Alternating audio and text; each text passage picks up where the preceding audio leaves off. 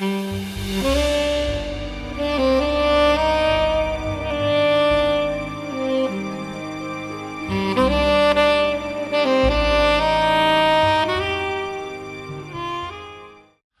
this is me, Tony Walker, and I'm the narrator of the Classic Detective Stories channel. I do have guest narrators sometimes, so you may hear some voices that aren't mine, but this is me, and I'm going to read a story today called The Inoffensive Captain by E.C. Bentley. So I hope you enjoy it. The Inoffensive Captain by E.C. Bentley. Inspector Charles B. Muirhead. Introduced by Chief Inspector W. Murch.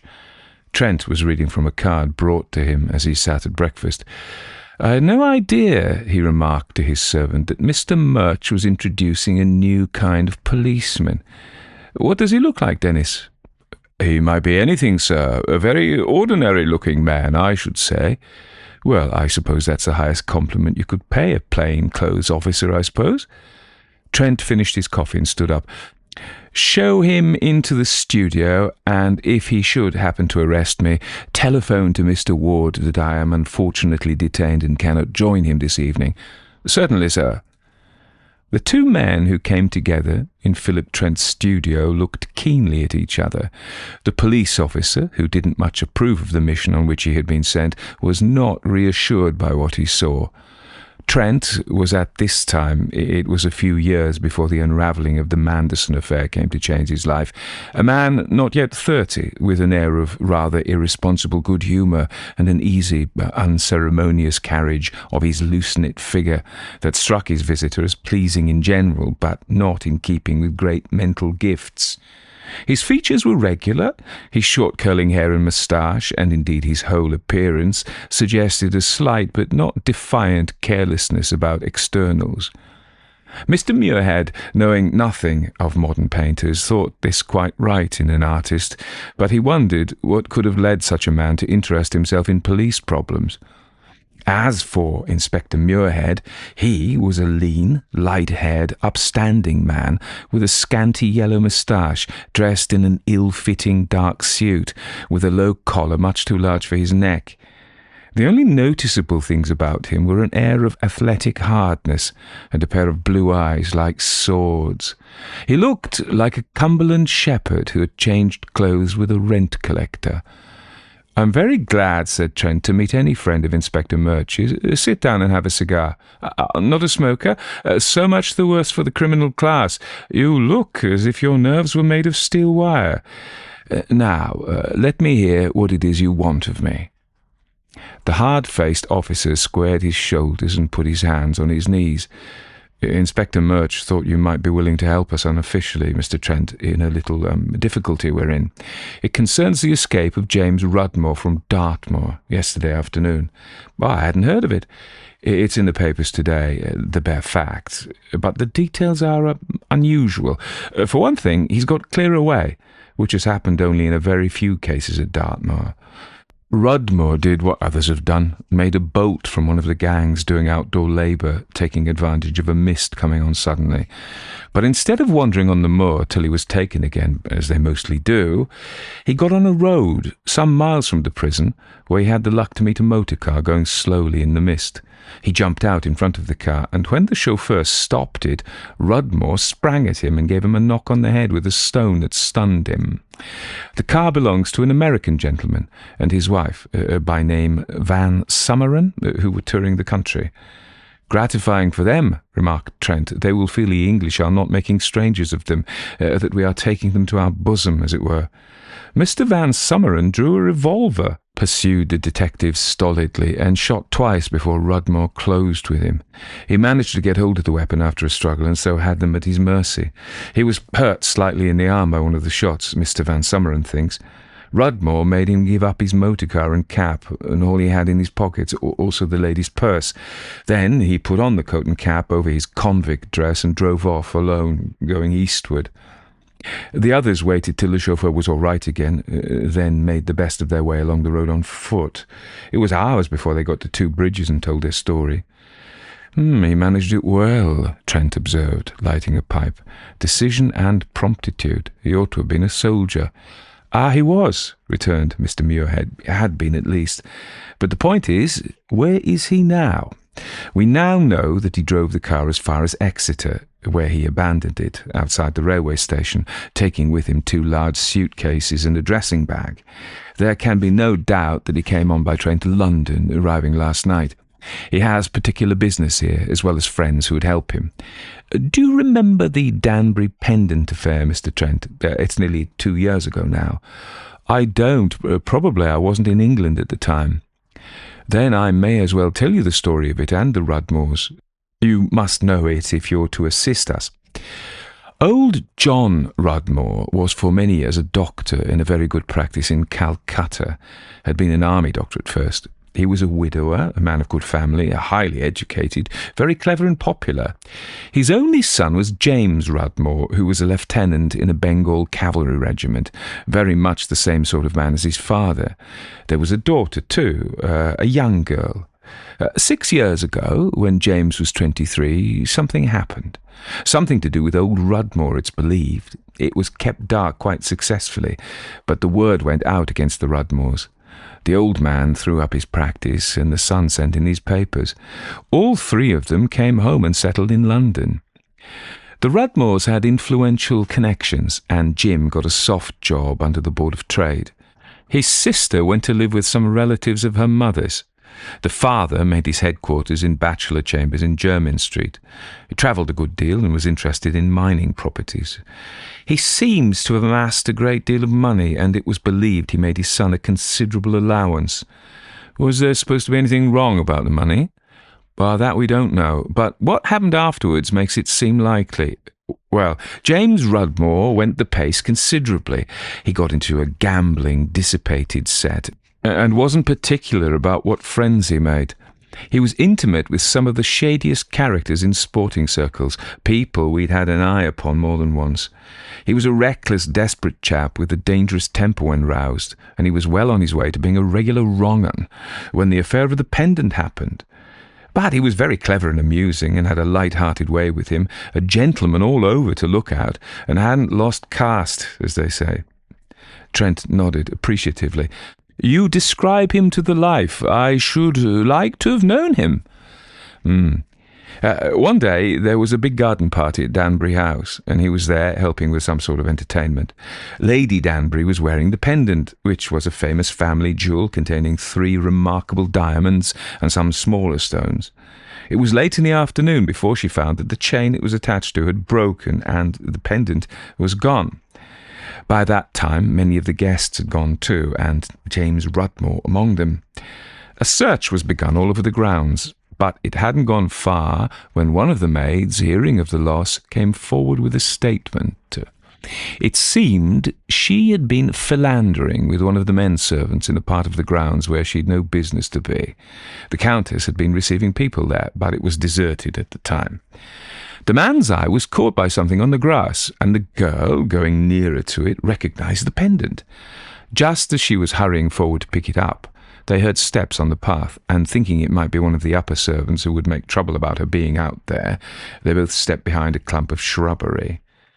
They saw James Rudmoor come along the corner of the path. He was alone, and seemed to be looking for something on the ground. He caught sight of the pendant, and stood gazing at it a moment. Then he picked it up, and holding it in his hand, went on towards the place where the company were. That was all that the 2 saw. Naturally, they thought he was carrying the thing straight to the Countess. It never occurred to them that a man of young Rudmoor's appearance would steal it. "It was a silly thing to do," Trent remarked. "He was in a tight place," explained the detective. It came out afterwards that he was deeply in debt and had just dropped a good sum on the stock exchange. He wanted money desperately. "He had one resource," suggested Trent. "I have heard it described as tapping the ancestor." "Their ancestor," said Muirhead with a hard smile, "was away on his travels, looking into some East African mining proposition, and apparently couldn't be got at. Besides, as you'll see, tapping him might not have been much good, and James no doubt knew that, for their relations were always very close and confidential. But, as I was saying, the 2 witnesses told their story about the finding of the pendant. An hour afterward, I was out after James with a warrant in my pocket. About 9 o'clock, I arrested him as he walked into the hotel where he lived. He denied the charge with a show of astonishment and indignation, but he made no resistance. The pendant wasn't on him then, and it was never found. I took him away in a taxicab. In Panton Street, he gave me a blow on the jaw that knocked me out, jumped from the cab and darted round the corner into Whitcomb Street. There he ran into the arms of a constable who held him. He fought savagely and was only secured by the help of 2 men. He didn't get away again. Until yesterday, Trent observed. Where had he been between leaving Danbury House and returning to his hotel? Apparently at a club in the Adelphi, where he played billiards for an hour and then dined. His story was that he'd walked straight from Danbury House and gone straight from there to his hotel. It couldn't be shown that he'd been anywhere else, but nobody knew exactly when he'd left Danbury House. His line at the trial was that he knew absolutely nothing of the pendant and that it was a plot to ruin him. The case against him was unanswerable, and the assaults on the police, of course, made the matter much worse. He was sent to penal servitude. Then, do you think he has his booty hidden somewhere, waiting for him to take it when he comes out? Sure of it, the detective replied. Doesn't it stand to reason? He was ruined anyway, and the assaults which his temper had led him into made a heavy sentence certain. He might as well have something to show for it when it was all over. Just so. Well then, Inspector, where do I come in? Mr. Muirhead drew out a pocket-book. 3 weeks before his escape, James Rudmore, who had been a model prisoner from the first, was allowed the privilege of writing a letter in accordance with the regulations. He wrote it to his father. Now, it so happened that old Rudmore had then been himself in jail 6 months or more. I had arrested him too. The charge was fraudulent bankruptcy, and it was as clever a piece of crooked work as ever came into court, I should think. I took him at his rooms, and he went like a lamb, pleaded guilty, and took his dose without any fuss. A philosopher, said Trent, so he never got the letter from James. Certainly not. James Rudmore was informed in accordance with the regulations that his letter could not be forwarded, the reason being withheld. He then asked to have it back, and that was a mistake, for the governor of Dartmoor had already taken it into his head that there was something more than met the eye in the letter, and that made him certain of it. He believed it contained a secret message telling old Rudmore where the pendant was. Why he thought so, I don't myself know, but it was likely enough, of course. The letter was forwarded to Scotland Yard and has been gone over carefully by the experts. They can make nothing of it. That is probably just because they are experts, Trent commented. You want a really scatterbrained man, or shall we call him a man of tropically luxuriant mental gifts, such as myself, for example, to deal with the little dodges of people like the Rudmores. I now know what it is your people want of me. They think the hiding place of the jewel is described in that letter, and that if they can discover it and mount guard over it, they will soon get James. I am to give an opinion on the letter. There is nothing I should like better. Where is it? The inspector, without reply, drew a folded paper from his pocket-book and handed it to Trent. He read the following, written in a firm and legible handwriting. My dear Dad, I am writing to you, the first time I am allowed, to say how sorry I am for all the misery my disgrace must have caused you. When I was made a scapegoat, it was the thought of how you would feel the dishonour to our name that hurt me most. I wish I could have seen you just once before I was put away here, but you at least will never have doubted my innocence, I know.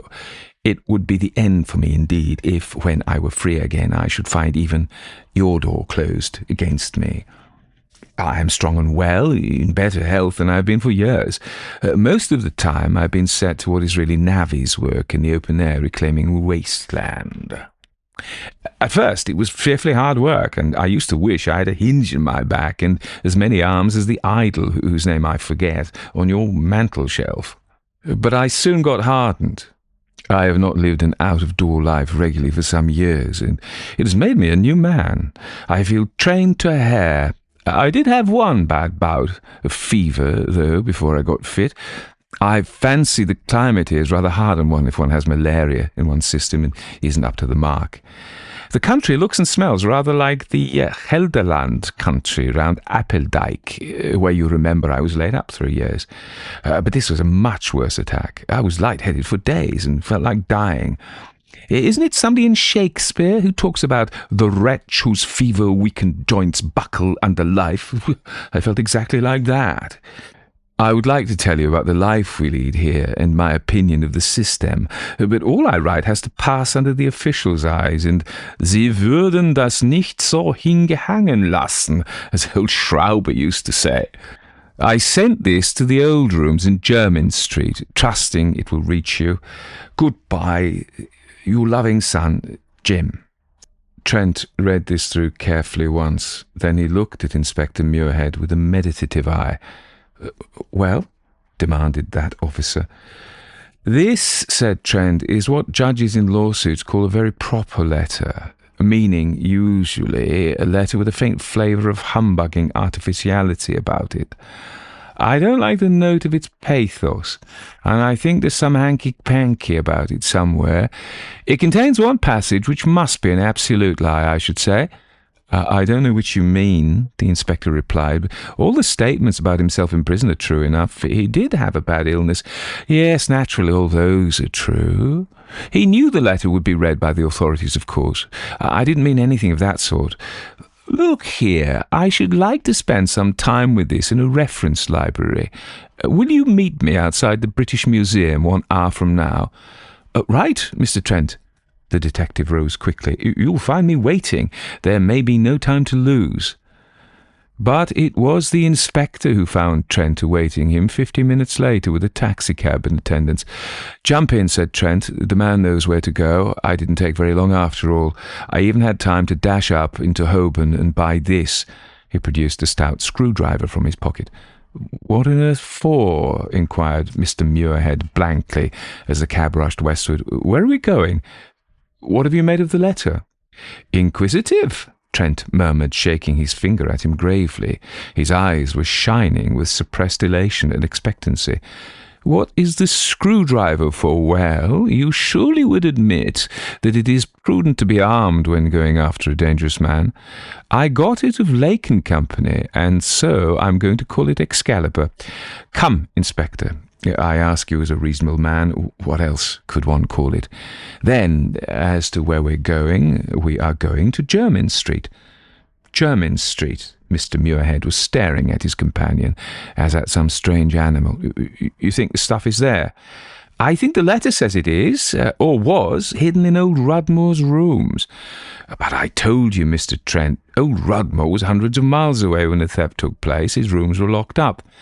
Yes, but isn't it likely James had a key to them? You told me they were on terms of great mutual confidence. The father was quite likely to leave a key with his son, in case it should prove useful, and a latchkey to the front door too, I dare say. The inspector nodded gloomily. Yes, it's quite likely. Then I suppose your idea is he just walked round to Jermyn Street with the pendant, let himself in, went upstairs to his father's rooms, tucked the thing away, and then strolled off down to the club. Certainly it's possible, only nobody happened to think of it. I don't know that anything would have been found if anybody had, with all regard and reverence to you and your friends, Inspector. I doubt if anything could have been done without the indications in this letter. Well, what does? No, here we are in Jermyn Street. What number, Inspector? 230, right. Trent leaned out of the window and instructed the driver. The cab drew up before a shoemaker's shop of such supreme distinction that only 3 unostentatious pairs were placed as if they had been left there by accident in the window. To the left of the shop was a closed private door for the use of those living in the chambers above. The inspector's ring was answered by an extremely corpulent, mulberry-faced man with snowy side whiskers and smooth white hair. His precision of dress and manner, with a certain carriage of the body, proclaimed the retired butler. "Well, Hudson, have you forgotten me?" asked the detective pleasantly, stepping into the well-kept but gloomy little hall. The stout man hesitated, then said, "Bless my soul, it's the officer who came to take Mr. Dartmoor." His face lost something of its overripe appearance, and he added, as he closed the door, "I do hope it's not another business of that sort. My house will be getting the name of—" "Now, don't you worry yourself," the man of authority advised him. "I'm not after anybody in your house. I only want to know if the rooms that old Dartmoor had are occupied at present." "They are, Inspector. They were taken shortly after that unfortunate affair by Captain Ainger, who has them still. Military gentleman, invalided home from India, I believe. Very pleasant, quiet gentleman." "Is he at home now?" "Captain Ainger never goes out until luncheon time." "Then we want to see him. Don't you trouble to come up, Hudson. Stairs don't agree with you, I can see that. It's on the second floor, I remember." "Second floor and the door to the left. And I do hope, gentlemen—" Hudson withdrew, murmuring vague apprehension, and ponderously descended to the basement floor, as Mr. Muirhead, followed by Trent, went up the narrow stairs. "I thought it better," said the inspector, pausing on the stair, "to go up unannounced. He can't say he won't see us if we just walk in and make ourselves pleasant." As the two men reached the first landing, they heard the sound of a door closed gently on the one above, and of light stepping feet. A tall girl, in neat and obviously expensive tailor-made clothes, appeared at the head of the short stairway, and apparently not seeing them, stood for a moment adjusting her hat and veil. Mr. Muirhead uttered a growling cough from below, at the noise of which the young lady started slightly and hurried down the stairs. In the half-light on the landing they received, as she passed them, an impression of shining dark hair and barely perceptible perfume. Trent looked after her meditatively as she went swiftly along the ground-floor passage and let herself out. "Smart woman," observed the inspector appreciatively as the front door slammed. "A fine example of healthy modern girlhood," Trent agreed. "Did you see the stride and the swing as she went to the door? From the cut of her clothes, I should say she was an American." There was a note in his voice which made the other look at him sharply. "And," pursued Trent, returning his gaze with an innocent eye, "I suppose you noticed her feet and ankles as she stood up there and as she came downstairs?" "I did not," returned Mr. Muirhead gruffly. "What was there to notice?" "Only the size," said Trent, "the size, and the fact that she was wearing a man's shoes." For an instant the inspector glared at him wild-eyed, then turned and plunged without a word down the stairway. He reached the door and tore at the handle. "It's locked, double-locked from outside. Here, Hudson!" he bellowed, and swore loudly and savagely as the fat man was heard shuffling across the passage in the basement below and labouring heavily up the stairs. "Give me your latch-key," he commanded, as Hudson, with a staring housemaid in his wake, appeared, trembling and gasping. For a few moments, filled with vivid language by the enraged officer, the man fumbled at a trousers pocket. At last he produced his key.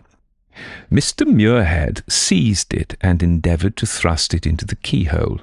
After half a dozen vain attempts, he resigned the key to Hudson, who grasped the situation at the first try.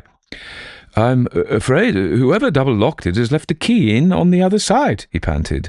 "This'll never go in till the other's taken out." Mr. Muirhead suddenly recovered his calm and stuck his hands in his pockets. "He's done us," he announced. "He could reach Piccadilly in 15 seconds from here without hurrying. It's a clean getaway. Probably he's bowling off in a taxi by now. Hudson, why the devil didn't you say there was a lady with the captain? I'd never have let him pass me if I'd known he was coming from those rooms." I never knew there was anyone with him. Indeed, Inspector," quavered the old man, his mind wrestling feebly with the confusion of genders. "I expect it was this girl let her in." "How was I to know there was anything wrong?" cried the domestic, bursting into tears. "She spoke like a perfect lady and set me up with a cardinal. I never thought till this minute." All right, my girl," said the inspector brusquely. "You'll get into no trouble if you're straight. Hudson, I want your telephone. In the back room here? Right, and you better hail somebody next door and get your door opened."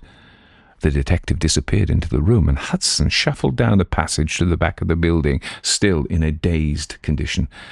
"What I don't see," he mumbled, "is where she, or he, or whoever it was, got the key from." And as he said it, Trent, who had been leaning against the wall with a face of great contentment, suddenly turned and fled lightly up the stairs. Captain Ainger's door opened easily. Captain Ainger himself, a small, crop-headed man, lay upon a sofa near the window of his tastefully furnished sitting-room. As Trent burst in, a look of relief came into the captain's bewildered eyes. The rest of his face below them was covered by an improvised gag made out of a tobacco pouch and a tightly knotted silk scarf. His ankles were tied together, and his arms lashed to his sides with box cord. He looked wretchedly uncomfortable. 5 minutes later, in answer to a call from Trent, Mr. Muirhead closed his conversation with Scotland Yard and came upstairs. He found Captain Ainger sitting in an armchair, restoring his physical tone with a deep glass of whisky and soda. To Trent's account of how he had found that ill-used officer, the detective answered only with a grim nod. "Then I suppose it was your latchkey, sir," he said to the victim. "Yes," replied the little captain. "She took my latchkey. He did, I mean. Tell you just how it was. She sent up her card, his, I should say. Well, it was a woman's card, anyhow. I put it up here." He rose and took a card from the mantel-shelf. Mr. Muirhead glanced at it with curiosity. "Of course," he exclaimed. "Mrs. Van Summeren's card, is it?" asked Trent from his chair by the window. "It is, and Mrs. Van Summeren's clothes and hat, and Mrs. Van Summeren's little bag, and Mrs. Van Summeren's own particular perfume. They all went by us just now," Trent remarked, "in company with, I expect, Mr. Van Summeren's shoes and Mr. James Rudmore's wig. Probably he was a little excited at seeing you, Inspector, waiting him at the bottom of the stairs. It needed some nerve for him to stand there fixing his veil without a quiver and to trip downstairs right into your yearning embrace, as one may say." Annoyance, self-reproach, menacing resolve, and appreciation of the comic side of the episode, all these things were in the inspector's eloquent answering grunt. "If only he had remembered to walk along the lower passage like a lady instead of like a champion lightweight," Trent resumed, "I don't suppose the meaning of the shoes would have burst upon me as it did. I dare say his hold on himself began to go when he saw the street door and safety 6 steps in front of him. Yet that latchkey business was pretty coolly done. Jim is certainly a gifted amateur, but you were telling us," he turned to the obviously mystified captain, "how she made her appearance." "The message with the card," resumed Captain Ainger, who still preserved his pained expression, "was that she would be obliged if I would answer an inquiry on a family matter. It made me feel curious, so I said I would see her. She had on a very thick veil. He had, I mean." "Why not stick to she, Captain?" Trent suggested. "We should get on quicker, I think." "Thank you," said the veteran gratefully. "I believe we should. The whole thing's so confusing because she talked just like a woman from beginning to end. Where was I? Ah, yes. I couldn't see her face very well, but her voice and style were those of a well-bred woman. She told me that a year ago she had lost a brother who was very dear to her, and that on his deathbed he had laid what she called a sacred charge upon her. It seemed he had been befriended at some critical time when he was in India by an English officer of my name, of whom he had lost sight for many years. He wished her, if possible, to find out that officer and place in his hands a memento, something which belonged to himself, in token of his undying gratitude. She made inquiries and had found me in the first place, but understood there were others of my name in the army list. How did Rudmore get hold of your name, I wonder?" mused the inspector. "He only got away from Dartmoor yesterday." "That wouldn't have been difficult for his sort of man," Trent replied. "Very likely he got it out of the housemaid who opened the door before sending up the message." The captain cursed the absent malefactor feebly and took another drink from his tumbler. "I confess I was rather touched. Of course, I've usually done a good turn when it lay in my power, but I couldn't remember having played Providence to an American at any time, so I asked what his name was. She said their name was Smith. Well, you know, I must have run across about 50 Smiths, and I told her so. Then she said she had a photograph of him with her. She took it out of her bag. It was a picture of a good-looking, youngish chap with the name of a Philadelphia firm on the mound. Van Summeren's photograph, murmured Trent. She carried it about with her. You didn't tell me they were on their honeymoon, Inspector. I felt sure I'd never seen the man, continued Captain Ainger, but I took her to the window to have a good look. And the moment my back was turned, she leaped upon me and garroted me. There wasn't a chance for me. She was strong as a tiger, and I'm pretty shaky from a long illness. When I was about at my last gasp, she gagged me with that infernal thing, then dragged me into the bedroom and tied me up with my own cord. When I was trussed properly, she went through my pockets and took my latchkey. Then she carried me back to the bedroom door. She said she was so sorry to be giving me all this trouble, and that she always wished women were not so dependent upon men for everything. She put her veil up a little way and helped herself to a whisky and soda and lighted one of my cigars. After that, she took a screwdriver from her bag and went to work at something behind me. I don't know in the least what she was doing. I couldn't move. It took about 5 minutes, I should say. Then she skipped to the window with something that looked like a wad of cotton wool in her fingers and began gloating over something I couldn't see. She stood there a long time, smoking and looking out. And then, all at once, she gave a start and stared down into the street. Just after that, I heard the front doorbell ring, and then she went. The captain's bronzed face went slowly scarlet to the roots of his hair. She said goodbye, surely, murmured Trent, looking at him attentively. If you must know, burst out the captain with his first show of fierceness, she said she didn't know how to thank me, and that I was a dear, and might she give me a kiss? So she did it. Here his narrative dissolved into unchivalrous expressions. And then she went out and shut the door. That's all I can tell you. He wearily resorted to his tumbler again. Trent and the inspector, who had prudently avoided catching each other's eyes during the last part of the story, now conquered their feelings. What I want to know, the detective said, is where the stuff was hidden here. Can you go straight to the place, Mr. Trent, or should we have to search?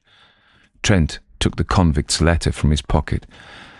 Let me tell you how I got it at first, he said. You'll be interested, Captain. You read it. He handed the document to the soldier and gave him a brief account of the circumstances regarding it. The captain, now highly interested, read it through carefully twice, then handed it to Trent again. I don't believe I should make anything of it in 1,000 years, he said. It seemed straight enough to me. I should call it an interesting letter, that's all. This letter, said Trent, regarding it with a look of unstinted appreciation, is the most interesting by a long way that I have ever read. It tells us not, I think, where the pendant was hidden, but where the diamonds of the pendant were hidden by Jim Rudmore before his arrest. What Jim did with the setting, I don't know, nor does it matter much. But the diamonds were concealed here, and they are now again, I am afraid, in the possession of Jim. Inspector Muirhead made an impatient movement. Come to the point, Mr. Trent, he urged. What did you pick up from that letter? Where was the stuff hidden? I will tell you first the things I picked up and how. The first time I read the letter, in your presence, Inspector, I checked at the statement that the country looks and smells like the Gelderland country around Apeldyke. When one reads that, it naturally occurs to one's mind that Dartmoor is practically a mountain district, whereas Gelderland is a part of Holland, most of which country is actually below sea level. It didn't occur to my mind, observed Captain Ainger. Therefore, pursued Trent, unconscious of him, any similarity of look or smell would be rather curious, don't you think? Possibly that was what struck the governor of the prison and aroused his suspicions of the letter. Well, the next thing that pulled me up was the Shakespearean reference. I knew I'd read it in Shakespeare, and yet I felt it was wrong somehow. There were some words missing, I thought. Besides, it didn't look like a prose passage, and yet it didn't fit into the decasyllabic form or any other metre. The only other notion that occurred to me at first glance was that it was an odd thing to quote a German phrase when an English one would have been just as good. Then I took the letter to the British Museum Library and sat down to the problem in earnest. I said to myself that if there was any cipher in it, it was probably impossible to get at. But I thought it more likely that the message, if any, was conveyed in the words as they stood. So I asked myself, what were the signals that had hung out to a man who would be trying to read some inner meaning into it? What things in it were by ever so little out of the common, so that the reader would say to himself, this may be a pointer. And I had to remember that both the Rudmoors were said to be clever and cultivated men who understood each other well. Now, to begin with, I thought that the idol whose name I forget on your mantel shelf was the sort of thing Rudmoor père would have pondered over. Of course, we've all seen those little images of the Hindu goddess with 10 arms. Jim Rudmoor, who'd lived in India for years, said he'd forgotten her name. That might possibly be meant to draw attention to the name. It's Parvati. I heard it 1,000 times, the captain interjected. Yes, I found that name when I looked up the Hindu mythology. But there's another by which she is known in Bengal, where the Rudmoors had their experience in India. There, my book told me, the people call her Durga. So I noted down both names. Very well. Now the next passage that seemed out of the ordinary was that about the Gelderland country round Apeldyke. Apeldyke. The first thing I did was to look up Apeldyke in a gazetteer. It mentioned no such place. The nearest thing to it was a town called Apeldoorn, which was in Gelderland, sure enough. Then I got a big map and went through Gelderland from end to end. As I expected, it was flat as a board, and there was no sign of Apeldyke. But I found several towns in Holland ending in Dyke, which shows you what a conscientious artist Jim is. Now, if he had really been ill at Apeldoorn, as I expect he had been, his father would have got the hint at once. I wrote down Apeldoorn, then I began to see the light. Mr. Muirhead rubbed his nose with a puzzled air. I don't see, he began. You will very soon. Next, I turned to the odd-looking quotation from Shakespeare. On looking up joints in the Cowden Clark Concordance, I found the passage. It's in Henry IV, where Northumberland says, "And as the wretch whose fever weakened joints like strengthless hinges buckle under life." What do you think of that? The inspector shook his head. Well then, look at the German phrase. Sie würden das nicht so hinchen lassen means they would not allow that, or they would not pass that over, or something of that sort. Now, suppose a man was looking for a suggestion or hint in each of those German words. Mr. Muirhead took the letter and conned the words carefully. I'm no German scholar, he began, and then his eyes brightened. Those missing words, he said, like strengthless hinges, Trent reminded him. Well, here, the inspector tapped excitedly upon the word hingehen. You've got hinge and hen in English. You're there, never mind the hen.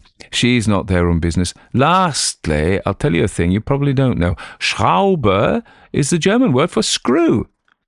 Mr. Muirhead gave his knee a violent blow with his fist. Now then, Trent tore a leaf from his notebook. I'll put down the words we've got at that were hidden.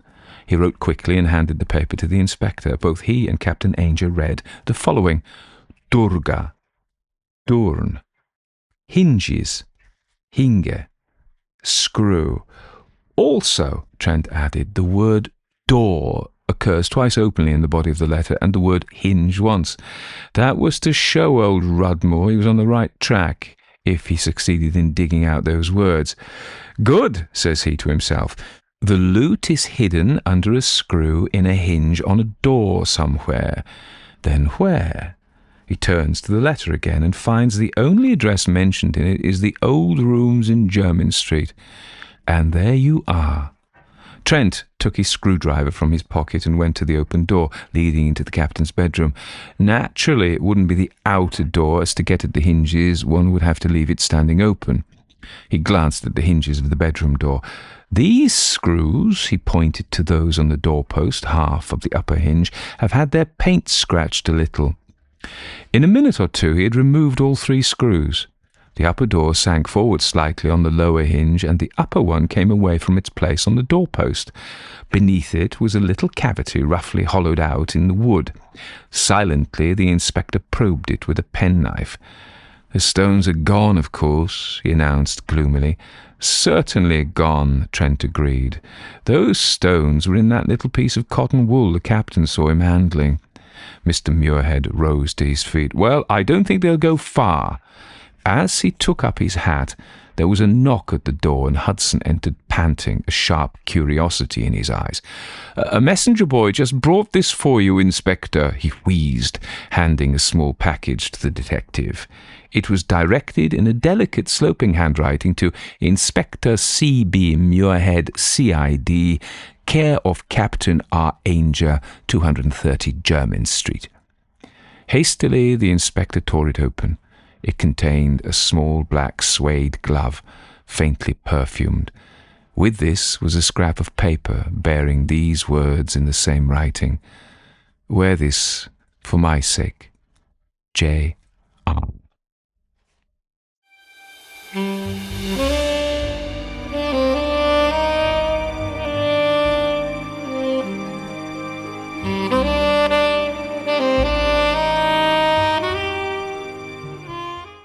The Inoffensive Captain by E.C. Bentley. That's what that was.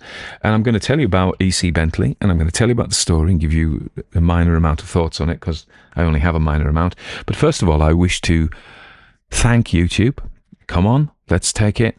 For they've remonetized the detective channel. What happened was, I have utter faith in human beings, because I managed to speak to some of the YouTube team on X.com, and they fixed it for me.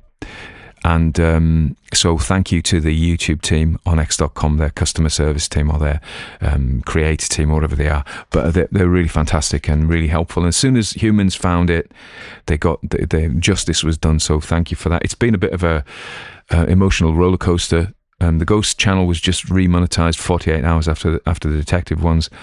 So we're firing on all cylinders. So I just wanted to thank you. So huzzah, as they say. What a great day. And in honour, I'm going to recite you a poem, whether you want it or not, to express my joy at this occasion. Jabberwocky by Lewis Carroll. 'Twas brillig, and the slithy toves did gyre and gimble in the wabe. All mimsy with the borogroves and the mome raths out grabe. Beware the Jabberwock, my son, the jaws that bite, the claws that catch.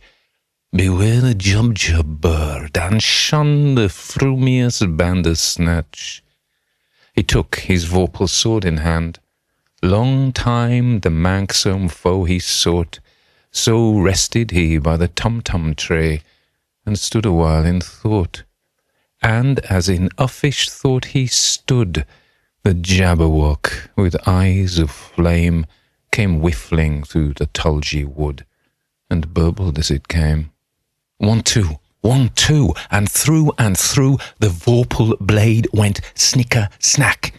He left it dead, and with its head he went galumphing back. And hast thou slain the Jabberwock? Come to my arms, my beamish boy. O frabjous day, Callooh, Calais, he chortled in his joy. 'Twas brillig, and the slithy toves did gyre and gimble in the wabe. All mimsy were the borogroves, and the mome raths out grabe. I just wanted to mirror the joy of the father, as I see it, welcoming his son who's slain the Jabberwock. That's how I feel. The Jabberwock is slain, or at least put to sleep for a while. One can never totally rest easy when there are Jabberwocks in the world, and there are plenty. So I think I'm getting more eccentric, to be honest. The less I see people, the fewer people I see, the weirder I get. And I walk around talking to myself in French on the golf course with these 3 dogs, one of which has got 3 legs. Well, actually, Callie hurt her foot, so she had a bandage around her foot. So it was 2 hopping dogs and a little tiny dog and me with my bobble hat on, talking to myself in French. You know, it's a fairly... I came around the corner and it's happened a couple of times, and people just there, and there's this mad bloke, which is me. Anywheres, as we say, or any road, I can stop talking posh now because it hurts my throat, so I don't need to do that anymore. I've been doing an elocution lesson course with Sir Timothy Ackroyd on the Idler Academy, which is a lot of fun. And he's got a fantastic voice. But I think he's spoken like that all his life, so it doesn't hurt his throat to speak like that. But I haven't finished the course yet, as you can probably see. I don't want to be elocuted all the time. I'm quite happy talking like a talk. I'm a Cumberland man, and I'm proud of being a Cumberland man. And to be seen as such. One of the great things actually happened to me years and years ago when I was down in London. I was working for the government, and there was a guy I was talking to him, and he was a patrician dude in the Foreign Office, and he was a senior man than me. I was only in my 20s, and he said, "Are you from Cumbria?" He didn't say it like that. I said, "I am." And I said, "How did you know?" Not many people have picked up on that. And he said, "Well, they had a cottage near Penrith that they went to every year, and so there we are." So yes, I clearly do have. The funny thing about our accent is if I ever go to Newcastle, I was in Newcastle not long ago, last week actually, to see Nunkey Theatre do an M.I. James story. He's fantastic, Robert Lloyd Parry. He's my idol. Anyway, the Geordies think I'm a Scouser. They think I'm from Liverpool. But if I ever go to Liverpool, I've been with Liverpool, they think I'm a Geordie. But it's interesting given the geography, because we're kind of up a bit from Liverpool and across a bit from Newcastle, so there we are. You probably weren't interested in that. You want to know about detectives. You're keen on detectives. You think nothing else but detectives. You'll put up with a ghost story every now and again, but as you've let me know, detectives are your first love. So I've just derailed all that by reciting the Jabberwock. I'm talking utter nonsense. I need to get back to it. I haven't even had load of coffee this morning. I've only had 2 cups of coffee this morning. So sometimes when I've had a lot of coffee, I'm like, incomprehensible. Even to myself, I'm talking to myself in French, and I'm going like, what are you talking about? De quoi tu parles? Mais je dois ajouter que je ne parle pas français très bien. Je parle à moi-même à haute voix, en un français mauvais, ce qui est pire. So there's no need for that, really, was there? And I've derailed your detective story listening with a description of me wandering around a golf course like a crazy man, like King Lear, but who isn't a king. I've got 2 daughters though. Oh yeah, well anyway. So and then this French thing. Anyway, let's get on to the man Edmund Clerihew Bentley, the author of this tale. So he was born in London on 10th of July, as it happens, 1875. To a family that was very interesting because, like him, they were two-faced. And I don't mean it in a bad way. His father was a very boring civil servant in the Lord Chancellor's department, but he played internationally rugby for England, rugby union. Let's not get into league versus union here. Against Scotland in 1871, 4 years before Edmund was born. And so you have this kind of, these are people, and perhaps this is what gentlemen are really like, gentlemen aren't defined by their job. It's just something they do, usually for interest. But this is the whole thing of the amateur detective, isn't it? That when we've talked about this before in earlier detective stories about, the pre-modern or the early modern, I'm not talking about Shakespearean, I'm talking about kind of Victorian, Edwardian, up to the Second World War, where the detectives are gentlemen and ladies of leisure. They're from the upper classes. They don't have to work for that, so they can. And this was considered, the amateur was considered far better than the drudging professional. And you see in this case, so in many of the older stories, the professional police are considered half-wits and fools. And then later on, what happens as there's the decline of the upper classes, I suppose, of the traditional upper classes. There are still upper classes, but they're defined perhaps more by money than breeding. And anyway, so these people disappeared from the scene, and we get in the modern police, modern detective stories are usually hard-bitten working-class coppers, and that probably isn't true either. That there's everything is fictional in a story; it's obviously made up. So I think E.C. Bentley is quite useful in this because I think the impression you get of him is a very generous-hearted man. As a person, he's a very warm person. He's funny, and he's probably would be a nice man to know. But he isn't. Inspector Trent. Not Inspector Trent. Trent is the amateur detective who's just been talking about that. And we have Muirhead as the copper, who is the bit of the dumb foil for Trent. He just doesn't get Trent's brain. And of course, we have that in Sherlock Holmes and Japp and all these people. And is repeated right down the early detective stories.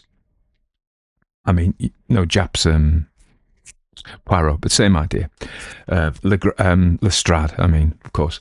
So, but he isn't nasty to Muirhead, is he? He treats him. He's okay. He's just not as sharp as Trent, the amateur. But there we are. So, but we get this, and this is all prompted by the discussion of his father, who was a civil servant, but also a professional rugby player. And anyway, and you see this through this double life of the professional, the doer, dull is what I mean, really, the dull professional versus the actually more interesting person behind it. Young Edmund, that is to say, E.C. He attended St Paul's School in London, nice school. It's at the Barbican, I think now. Is that St Paul's School for Girls? Where in a moment of classroom tedium, he invented the clerihew. At 16, enduring what he later described as a droning science lesson, he found his pen moving almost of its own accord. Well, we channel, don't we? We channel things through. I don't mean that in a mystical way. I mean, where does inspiration come from? But he invented what they call the clerihew, which is a 4-line biographical poem. And there's been loads of these done. He invented them because his mother was Margaret Richardson Clerihew, so his middle name is Edmund Clerihew Bentley was his mother's name. And funnily enough, this wasn't uncommon for people to have the female side of the line, not as a double-barreled name, but as a middle name. And that was, you get the double-barreled names, which is like the Spanish do that as well, of course.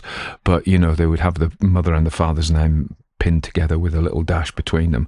But there was the other fashion, which was to have the child have the mother's maiden name as a second name, so you have a surname as a what appears to be a Christian name.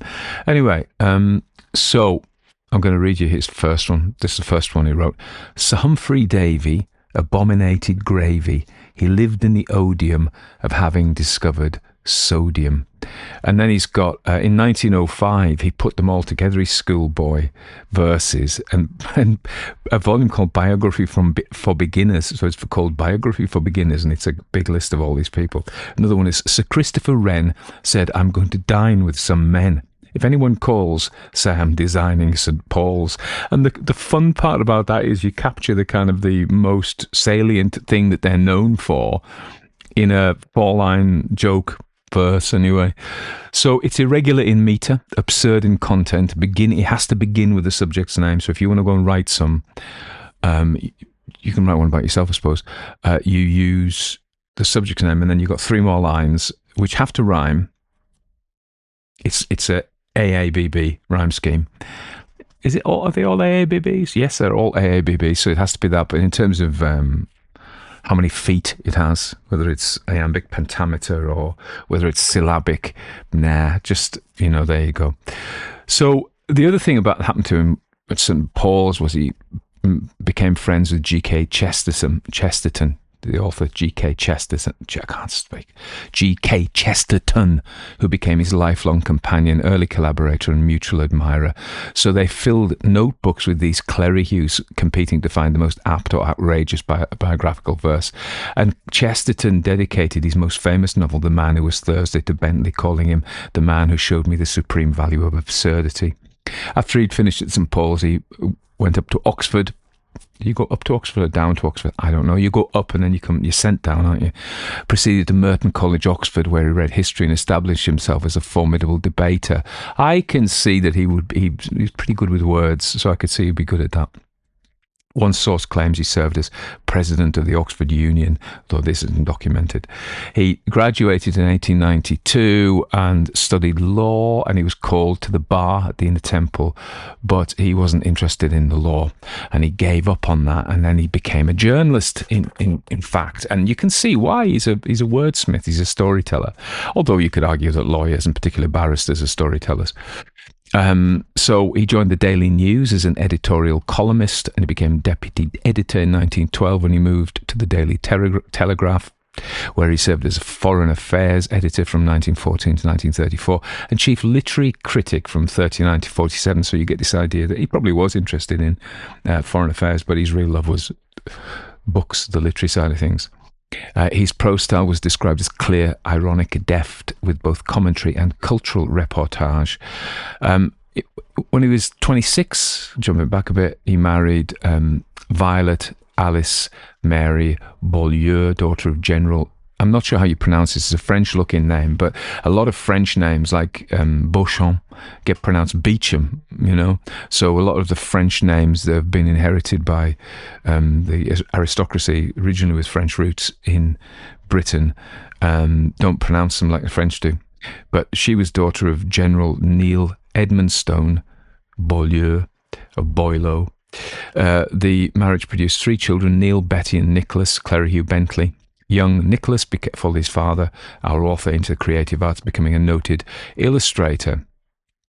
As I said, he published a biography for beginners with all these silly Clerihews, but they're funny, in 1905. And then he produced another in 1929 called More Biography. And in 1939, he published Baseless Biography, illustrated by his son Nicholas, and then he collected Clerihew's Complete, published in 1951. So, very funny. I think it's funny. Turning to his detective fiction, his most lasting contribution was detective fiction. By 1910, like many thoughtful readers, he'd grown weary of the infallible detective, particularly the cold, omniscient figure of Sherlock Holmes. I'm not tired of Sherlock, but I can see how in the day you might have been. Some accounts suggest Chesterton challenged or dared him to write something different, and so he did. He created a detective who was fully fallibly human. So Trent's last case, beginning with the last one, was published in 1913. In the US, it was published as The Woman in Black and proved revolutionary. So Philip Trent, the protagonist, is an artist and a freelance journalist. We just met him. Brilliant, but capable of error, and most shockingly for the genre, liable to fall in love with one of the prime suspects. The novel, because Trent's last case was a novel, this is obviously a short story we've just read, is labyrinthine, its tone playful and self-aware, this is a man who has, his personality shines through, doesn't it? You wonder whether Trent was something of himself. Maybe he did. I hope he didn't. You can't help it if you do. Fall in love with people all the time. You can't help it. You don't want to. You just do. I haven't for ages. Thank goodness. Anyway, so after assembling all the evidence and constructing a seemingly airtight case, Trent discovers he's drawn entirely the wrong conclusion. So he vows on the back of this to abandon detection, hence the title of his last case. So Dorothy L. Sayers, we know, it shook the little world of the mystery novel like a revolution, she said about Trent, and that every detective writer of today owes something consciously or unconsciously to its liberating and inspiring influence. Agatha Christie called it one of the best 3 detective stories ever written. Good old Dame Agatha. The book is now widely regarded as a crucial bridge between the Victorian detective tale and the golden age of detective fiction that flourished from the 1920s and 1930s. So it's really interesting in that we have, I suppose, Edgar Allan Poe in the mid-19th century, and then we go through, I mean, there's others, but we go through to Sherlock Holmes and the Victorian detectives who have a certain way about them, and then we get the Sayers, Agatha Christie, etc., the golden age in the 20s and 30s, and then, of course, later on we get the more rough and ready stuff. But I hadn't realised that Clerihew, E.C. Bentley, Colonel Clerihew, was credited with being the guy that set this off, you know. Trent's last case was made into a film 3 times, first of all in 1920 and 29 with its popularity, and then in 52. And he himself, you know, he wasn't rushing to capitalise it, so he capitalised on it. He thought, yeah, that's okay. He seems so nice of a bloke. And he wrote the follow-up finally in 1936. So this is 23 years later, followed by the short story collection Trent Intervenes, 1938. So Dorothy Sayers wrote to Bentley in April 36 on the appearance of the sequel, and she expressed both delight and gentle reproach. I do wish to heaven you had given us more of these books. Yours are books full of humanity, and the humanity is touching life on all sides. With you to help us, we should not have taken half so long to get the detective novel recognised as literature. So that's interesting, isn't it? I mean, what is the difference between literature and genre fiction? Well, in literature, nothing much happens. It's just about feelings, isn't it? But the value about that is literature, I'm just being naughty, teaches us about ourselves. And when we read a piece of literature, very often we're moved emotionally by it because it has something to say about being human, whereas genre fiction very often doesn't.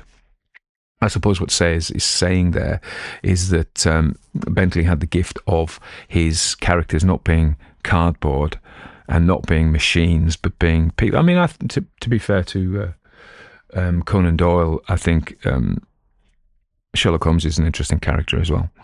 There we are. So beyond crime and verse, he wrote a science fiction story in 1953, published in the Evening Standard, called A Flying Visit, demonstrating his continuing taste for speculative whimsy. He wrote occasional essays, and in 1940 published Those Days, a memoir of his early life and literary friendships. He died when he was 80. So he had a reasonably long life. Those who knew him describe a man of quiet wit, modesty, and genuine affection for absurdity. He never took himself too seriously, a trait or a trait evident in both his clerihews and his fiction. His creation of a detective who could be spectacularly wrong suggests a fundamental skepticism about infallibility of any kind, whether in sleuths or in human judgment generally. And as I say, I make the point, he doesn't mistreat his police detective. He doesn't make them look like complete idiots. And so that's a tribute to his humanity, I think. He had deep and enduring friendships. We talked about Chesterton. He invented this clerihew, which I'm going to go and buy that book now. He died age 80, and he had invented the clerihew and a detective novel that made the genre grow up by allowing it to laugh, or at least cast a right eye on itself. Clerihews continue to be written and enjoyed today, and I hope you're going to go and do some after we finish this. And I finished. Anyway, I haven't got much to say about the story itself. It was a fun story. It was the classic Golden Age story. In fact, the old detective story is a Sudoku puzzle, isn't it? Really, it has. I think it's charm. I think it has 3 areas of charm. One is it's cozy. Nobody's really in danger here in these stories. Particularly the detective, which of course is argued by John Truby that there's a difference between a thriller story and a detective story, in that in a thriller the detective may be at risk himself, whereas in this case there's no risk to the detectives at all. So it's cozy, it's peaceful, nothing really bad is going to happen. Things are interesting, but our world isn't shaken, we're not going to die, and so there's the coziness, and I think that is one reason for the popularity of this kind of detective story. I think the second charm of detective stories are the characters and the milieu, really, which is, and I said before, but one of the reasons we watched all those long detective stories, Lovejoy and things like that, and Midsummer Murders, was that the world they demonstrated, the characters were engaging, and the world they painted was cozy and pleasant. Usually, in this case, it's a sort of a very pleasant London. Nobody's got stabbed. or had their things stolen or been beaten up, or there's nothing unpleasant happening in that London, or they take place in a lovely rural environment in a nice village. So the second part is the coziness. Now, I've already said that was the first part, which is related to the second part, but the characterization, we like the people in them. And the third part, of course, is the Sudoku puzzle, cryptic crossword nature. And probably that's, so it is the letter, isn't it? We have the backstory of this bloke that includes the crime. So that's one part of it. And then we have the puzzle, and we have Trent, who solves the puzzle as if it were a cryptic crossword, very much so. The different language bits of it, the word hinge hidden, the Schraube, the word for screw, all of these things, it's also like a cryptic puzzle. And I think the third charm is that people listening to them like to work out. And of course, I've talked many times about the idea of fair play with the reader, that you should have enough in the story that they can work it out, and how many writers cheated and there simply wasn't any way the reader could probably work it out. So readers will have a hunch. What happens is, I knew that was I knew it was the butler. Why did you know it was the butler? Well, the detective is going to lay it out in a minute why, but if I was to stop you before then and say, why did you think it was the butler? In 99% of cases, people wouldn't know. They just have a hunch, or they guess, or it's an intuition. Whereas the proper puzzler will be able to say, aha, and would demonstrate to me exactly why, what the solution to the crime was, whether it be in this case, where the gold and the treasure was. The ending was a bit oblique because, this is another one. So the ending was a bit oblique because our man got away. He's already been set up as a bit of a lovable rogue, really. We're told that they're quite men of decent standing, him and his dad, and they're a bit adventurous and they're a bit wild, or the son is, but they're all right, really. They're gentlemen. And the crimes that they commit they're not crimes that we don't forgive people for. They're kind of embezzlement and theft, which is not great. I'm not saying you should do it, but it's not like the things that we see in modern police, the crimes we see in modern detective stories, which are unforgivable, really, mostly. So he's set up as being a nice bloke, and then so he doesn't come to justice in the end.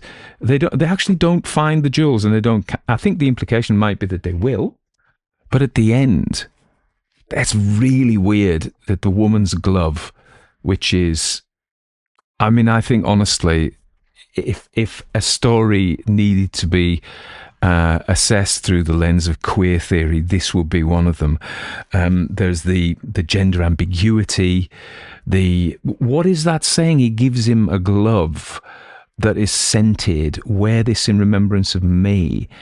Is there a homoerotic aspect? Is it an early trans story? Now, I say this with some trepidation. First of all, it's there in the story, so I don't want to ignore it. But this is one of those things that when you mention it, it divides people quite abruptly into two camps. One are the people who are all for it and the people who are all against it, and neither of these are moderate views. There are very few people, maybe you and me, who are in the middle and we're like, oh, well, but for most people, there are coffee cups being hurled at the wall now. There's people spitting out their coffee, and I am deliberately walking a tightrope around the middle. I am not, and I'm aware that this is if I could go and jump one side or the other, and then coffees are going to get thrown at me. So have the courage of your convictions, Tony, you should say. That isn't my job here. If you met me, you would, in my private life, we would talk about it, and I would tell you what I think. But that isn't what I'm here for today, and I'm not here to alienate half the audience. I'm merely pointing out it's very interesting. What does it mean? What is it suggesting? Himself, he was a married man with kids. So, of course, that doesn't necessarily mean anything when homosexuality was illegal, but I don't know of any, and maybe I haven't looked deep enough to suggest that he was, that a scented glove from a woman who was really a man would be of any interest to him. Oof, that took some negotiation. I'm not sure I managed it either. Anyway, I hope you enjoyed the story anyway, and let's just chill out about stuff. It's so easy to get very, very upset about everything on the internet. That's the internet's job, is to rile you. So don't be riled. It's just a story. It's a fun story, a good story. And he seemed like a really nice bloke, the author. And so did Trent.